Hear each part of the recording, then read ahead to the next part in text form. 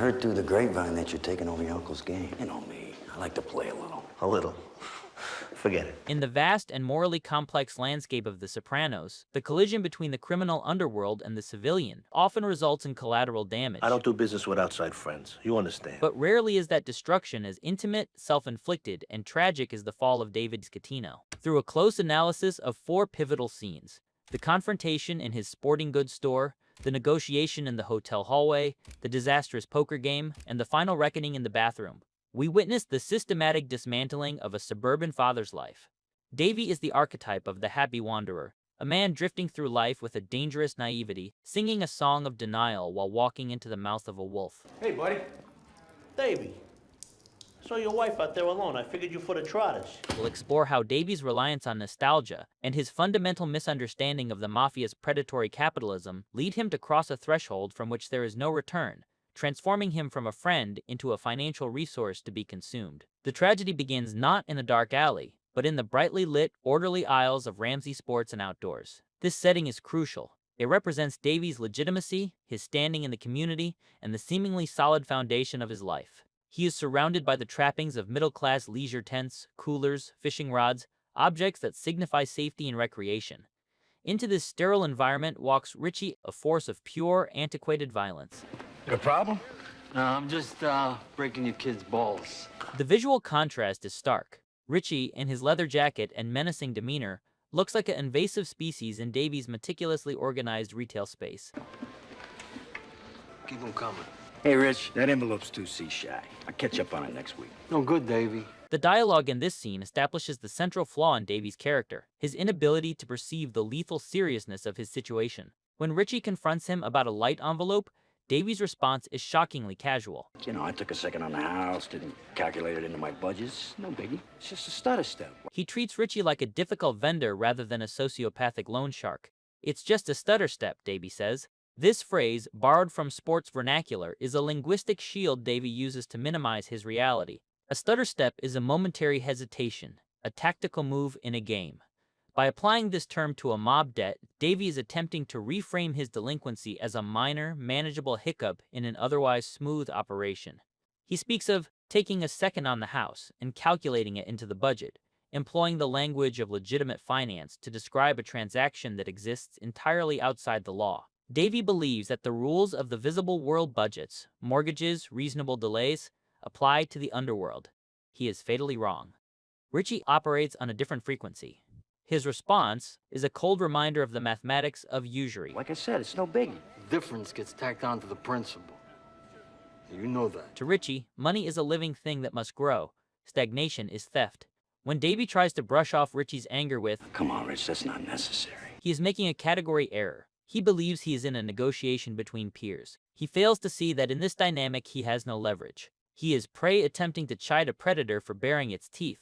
The most significant moment in this initial scene occurs when Richie explicitly bans Davey from his games. Don't take this personally, but I don't want to see your face at any of my games until you're caught up.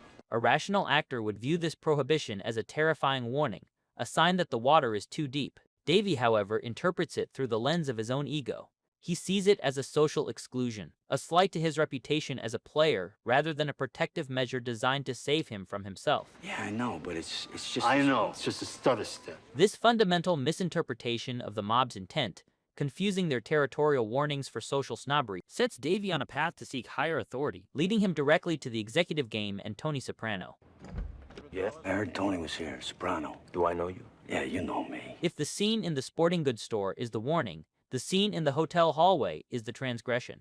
It represents the mythological threshold, the point where the hero, or in this case, the tragic fool, leaves the safety of the known world and enters the dangerous unknown. Davey arrives at the Tiliami Motel, seeking entry into the high-stakes executive game. Davey, what the hell are you doing here? Hey, I was just driving by. I thought I'd stop and say hello. The hallway is dimly lit, a transitional space between the public world and the private, violent sphere of the mafia. When Tony Soprano opens the door and sees Davey, his reaction is complex. There is annoyance, certainly, but also a flicker of genuine protective instinct. Think I can take these guys or what? Davey, this isn't a game for you. It is a rare moment of honesty from the mob boss. Tony understands the ecosystem of that room. He knows it is populated by sharks. He knows that Davey, for all his bravado, is a minnow. Davey's response to this gatekeeping is to weaponize the past. This is his fatal strategy. Hey, do I have to show your high school prom picture of these guys?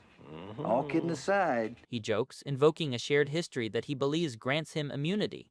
He appeals to Tony, the kid he cut class with, the friend he played basketball with, ignoring Tony Soprano, the boss of the North Jersey Mafia. Davey is leveraging nostalgia as currency. He assumes that their shared adolescence creates a bond of equality that transcends their current realities. He uses phrases like, I appreciate your position, but come on, Tony, I'm a big boy. mimicking the language of respect while fundamentally disrespecting Tony's authority.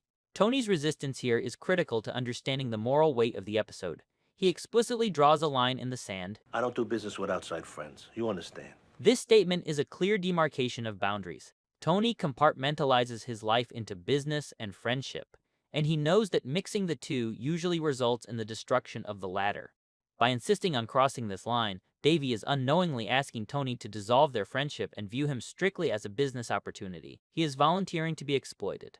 The turning point of the hallway scene is Davey's desperate plea. Oh, come on, can't you float me? You know, short term. Davey, don't say short if you don't mean short. Whole kidding aside. He is asking for credit for 5 boxes of ziti, $5,000, based solely on their personal relationship. He promises it is short term. Tony's reaction is a masterclass in subtle menace. He asks, You understand what I'm saying to you? This is the final exit ramp. Tony is giving Davey one last chance to recognize the gravity of the transaction. If Davey takes the money, the dynamic shifts irrevocably. He will no longer be Davey the friend, he will be Davey the debtor.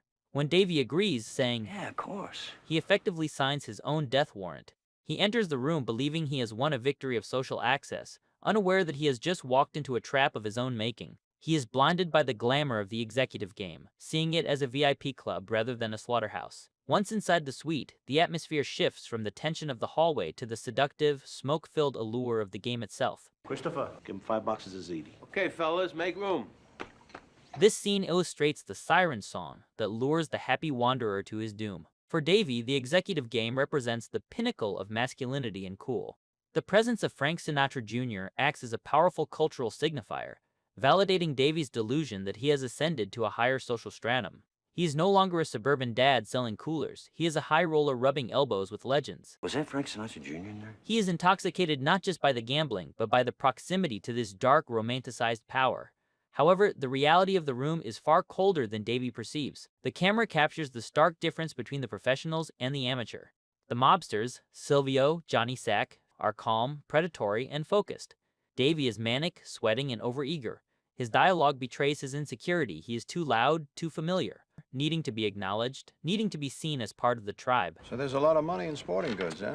Yeah, Frank, but I tell you, Nike has its stores, the NBA has its own stores. It cuts in. When he orders the ziti, he treats the loan like monopoly money, completely disconnected from the labor required to earn it in the legitimate world.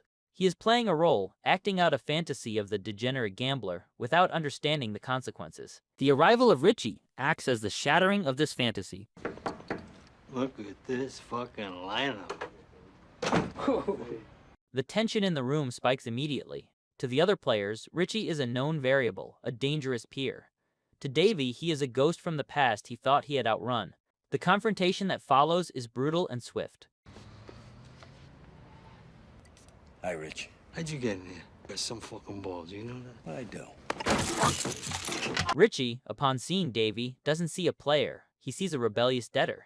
When Richie lunges across the table and chokes Davey, the violence is shocking in its immediacy. It rips away the veneer of the gentleman's game. Crucially, Tony's reaction to this violence reveals the true hierarchy of values in his world. Tony screams at Richie.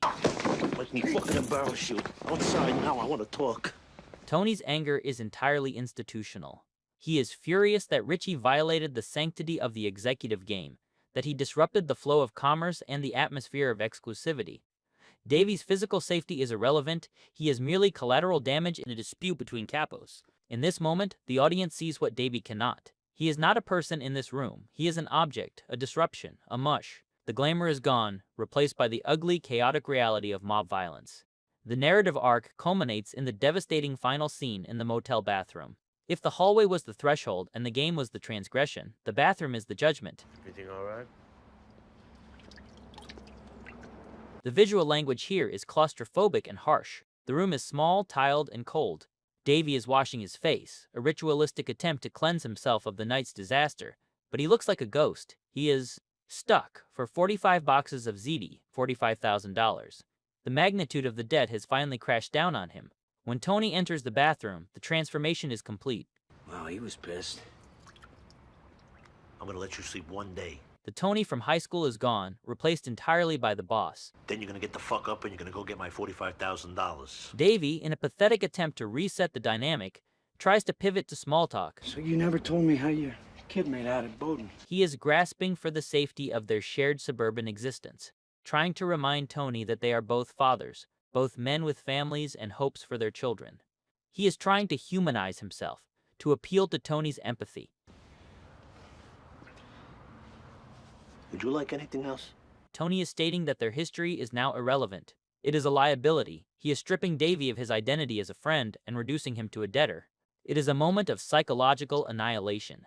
Tony refuses to let Davey hide behind the good old days. This is the mob's version of personal responsibility. Tony frames the events as the result of Davey's free will. He conveniently omits the fact that he enabled the addiction, that he approved the credit when he knew Davey couldn't pay, and that he lured him into a game he had no hope of winning. Tony absolves himself of guilt. He washes his hands of the moral implications of destroying his friend's life. Then comes the mechanics of the bust out. Tony outlines the terms with ruthless efficiency. Davey, who in the first scene worried about a stutter step in his budget, is now facing a financial burden that is mathematically impossible to sustain. He has essentially sold his business to Tony Soprano in exchange for one night of excitement. The irony is unbearable. Davey has just gambled away the money meant for his son's tuition. He has sacrificed his child's future on the altar of his own ego and addiction. Tony's reaction to this news is silence. He does not care. The juxtaposition of Eric's bright future at Georgetown with Davey's ruin in a sordid motel bathroom highlights the total devastation of the Scatino family. The happy wanderer has wandered off a cliff, dragging his family down with him. In conclusion, the arc of Davey Scatino in The Happy Wanderer is a masterclass in tragic storytelling. We witness the systematic destruction of a man who refuses to see the world as it is. Davey's downfall is not merely a result of bad luck or gambling addiction, it is a result of his delusion. He believed that he could flirt with the darkness without being consumed by it. He believed that his history with Tony Soprano was a shield, failing to realize that to a predator, a friend is simply prey that is easier to catch. Davey speaks in metaphors of sports and business. Tony and Richie speak in the language of ownership and violence. By the time Davey realizes his mistake, in the cold light of the bathroom mirror, it is too late. He has been digested. The Happy Wanderer serves as a grim cautionary tale. There are no friends in the executive game, only winners and losers, and the house. Tony Soprano always wins. The nostalgia that Davey clung to was a phantom. The debt, however, is real, and it will cost him everything.